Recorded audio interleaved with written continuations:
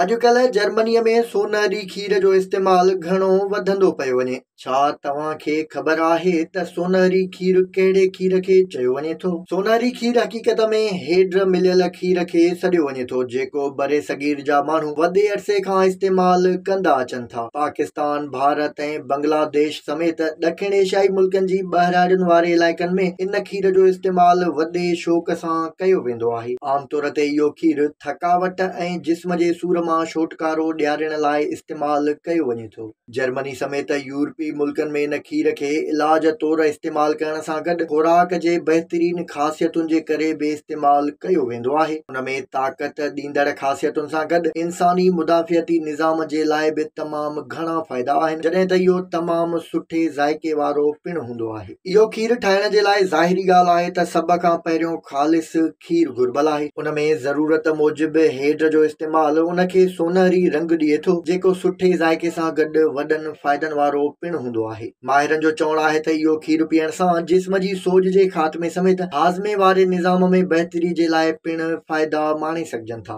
इन सोनहरी खीर में हेड सां गॾु सुंढ ऐं दारचीनीअ जो बि इस्तेमालु करे सघिजे थो, जेके पिणु सिहत लाइ इंतिहाई फ़ाइदेमंद शयूं आहिनि। सुंढ ऐं दारचीनी जे इज़ाफ़ी इस्तेमाल सां इन खीर जा जिस्म जी सोज ऐं सूर जे ख़ात्मे समेत ख़ूबसूरती आणण सां गॾु ॿिया बि केतिरा ई फ़ाइदा थियनि था। इहो खीर ख़ासि करे शुगर जे मरीज़नि लाइ इंतिहाई फ़ाइदेमंद खुराक आहे, जंहिंसां न रुॻो रत में शुगर जी सतह खे बरक़रार रखी सघिजे थो, पर दिलि जी बीमारियुनि जा ख़तरा बि घटाए सघजनि था। इन खीर में कारा मिर्च ऐं माखीअ जो इस्तेमालु इन जे ज़ाइके खे अञा बि वधीक बहितर बणाईंदो ऐं फ़ाइदनि खे वधाईंदो आहे। सोनहरी खीर तयारु करण लाइ ख़ालिस खीर में ॼाणायल शयूं मर्ज़ीअ मूजिबि इस्तेमालु करे हल्की बाहि ते रखी छॾियो ऐं उनखे चमचे सां गॾाईंदा रहो। खीर गरम थियण खां पोइ उनखे थधो करे ऐं छाणे इस्तेमालु कजे त इहो अखियुनि जी रोशनी, मादे जे मसइलनि, हाज़मे ऐं आंड्रीअ जे मसइलनि, ख़ूबसूरती, जिस्म जी थकावट ऐं जिस्म जी सोज समेत ताक़त माणण लाइ तमामु बहितरीन खुराक ऐं इलाज साबित थींदो।